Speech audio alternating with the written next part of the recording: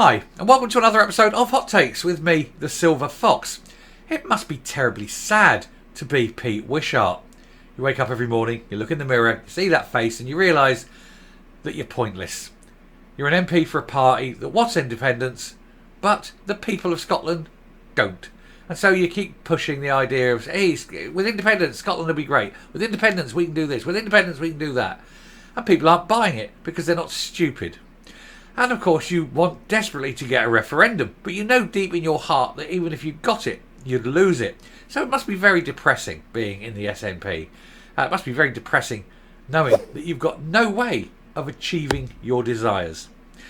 But they keep coming up with new and innovative ways to deal with it. And Pete Wishart has come up with a brilliant idea in his mind. It's a genius idea that someone only of the calibre of Pete Wishart could have come up with. The only trouble is, it's exactly the same as every other idea that's gone before it, and they have all failed for the same reasons. It's moronic. Which is ironic, as he's a moron. But we'll look at this and see why Pete Wishart has got it wrong again. He's tried to take an old turd and just put a bow on it and try and sell it to the people of Scotland. But the people of Scotland ain't buying his old turd. Here goes.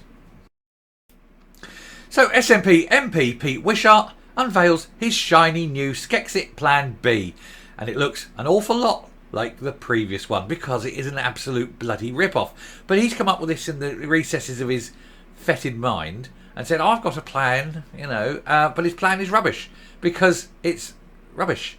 It's exactly the same as previous plans. It's bringing nothing new to the table, and the previous ones were abandoned for some very good reasons which we'll go into.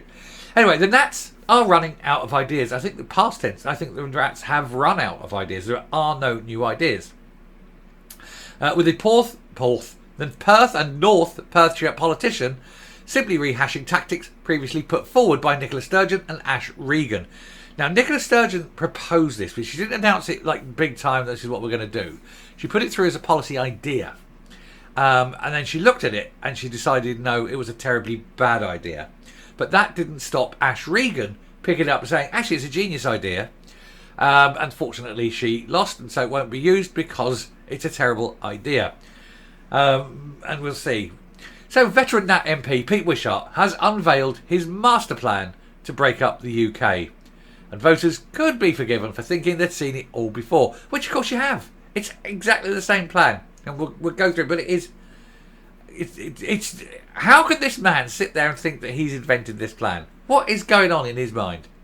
Anyway, the world's longest running bore and SNP's longest serving Westminster parliamentarian had promised supporters he would outline what we do now we are in the post-referendum phase of our journey to Scottish independence. The journey's stopped. You're stuck in a transport cafe in Ealing. That's as close as you've got. Your car's got a flat tyre, the driver's fell asleep, and the engine's making a funny knocking noise. That's your journey to independence, mate. He said claiming the days of the UK government saying no must come to an end. Why? Why must they? The UK government can say no all it likes. You have to build a case for it, and you haven't.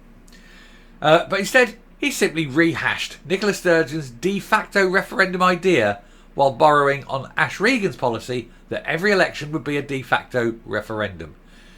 Ignoring the 2014 vote and the result, the Perth and North Perthshire representative claims an agreed referendum remains the best possible way to settle the issue of Scottish independence. But you've had one and you lost and you don't like it. Oh dear. Oh dear dear. He also claims if the UK government does not agree that 50% plus one of the vote for the SNP at the next general election is a mandate for Skexit, then they should simply run every vote purely on separation. He also called on the Scottish Government to simply start acting like an independent nation in a bizarre piece.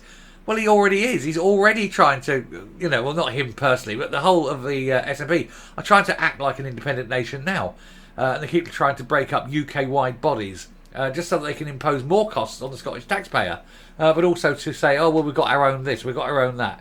Well, if you want to truly do that, set up a Scottish bank. Let's see how long that takes you. Hint, long. Among those to criticise the plans was These Islands chief Sam Taylor, who said Pete Wishart's brilliant wheeze to secure independence is a series of de facto referendums in which 50% plus one for the SNP settles the matter once and for all. But 50% plus one for pro-union parties never seems to mean anything. And that's the problem he's got, and that is why Nicola Sturgeon dropped it. She went in and she said, if we have this and we call it a de facto referendum, if we get 50% plus one, that's the that's the thing we need. That'll secure us the referendum. That'll secure us the commitment. She said, but she knew that she would not get 50% plus one, and if she lost, doesn't matter how much by, but if she lost, that would mean that the pro-union parties would say, you lost. You called it as a de facto referendum. Let's look at that referendum result. You lost. And so we don't need to worry about independence again. And that's the problem they have. And that is why Nicola Sturgeon shelved it.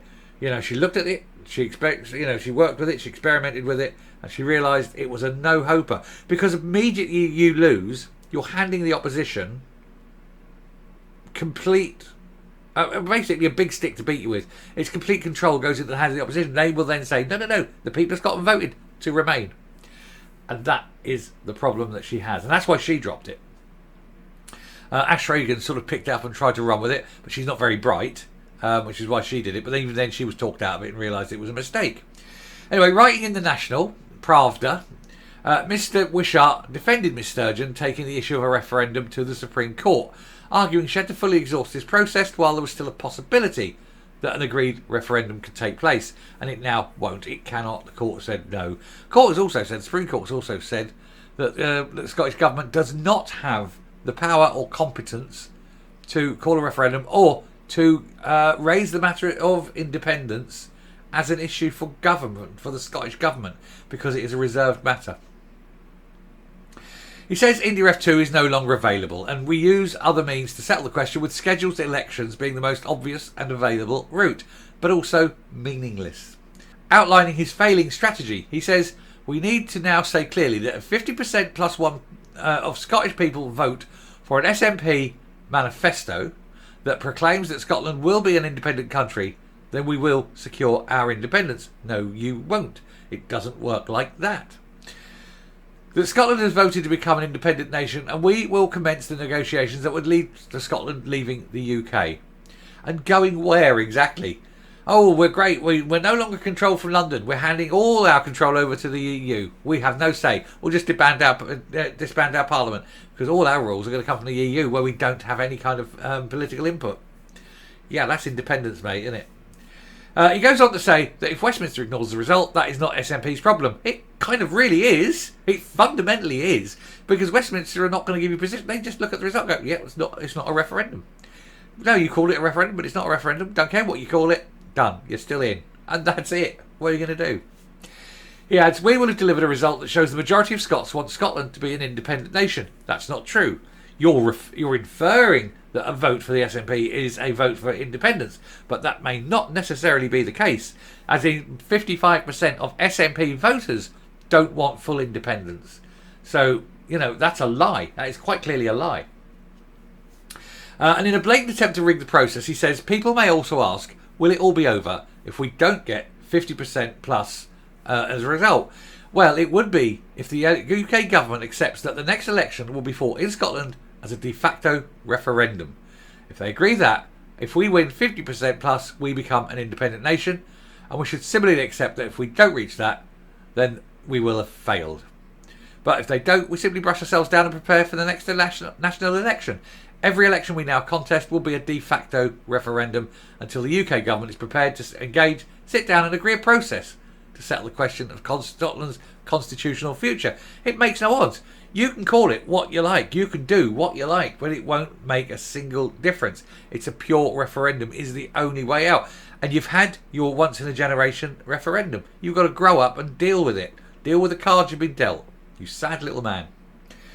Miss Sturgeon's de facto referendum plan had been taken on by Humza Yousaf, while Ash Regan pushed for limitless de facto indie-refs at elections when she was campaigning to become the Nat leader. She'd have been fun as a Nat leader. I mean, Humza Yousaf is useless, but Ash Regan is thick, and that would have been funny, wouldn't it?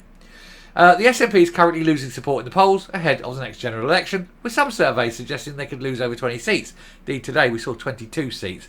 Labour only have to take 2 more seats from SNP, and Labour will be the biggest party, and that will be the ultimate humiliation for Hamza Yousaf, and that would end his leadership. And that would be fun. I'd love to see that, because it's a party in disarray, and if they can't even get a leader they like, what hope is there? And as I say, 55% of Nats don't want full independence. Weird, isn't it? Anyway, I shall round up and come up. So there we are, old Pete Wishart, polishing a turd, trying to make it acceptable. But of course it's not. It's just totally not. And it never, ever worked. The UK government have got no obligation to take it. He can call it a referendum. It won't be a referendum unless it's actually a referendum. There's no research behind it. There's no planning what the questions will be or anything like that. It's just every vote. Okay, it's a referendum. Well, you're going to lose referendum after referendum after referendum. There's no way. And of course, with your falling polls now, it's just pointless. Grow up, you sad, sad loser. But that's all of them in the SNP, ultimately, aren't they? Losers. Because they can never do it. Like I say, the majority of people don't want it. And even within their own party, the majority of them don't want it. Stupid. Anyway, thank you very much for watching. If you do like this video, do please hit the subscribe button, ring the bell, leave a like, leave a comment, please share the video. And until next time, stay safe, stay well, and remember, Pete Wishart, he really is as stupid as he seems. Bye.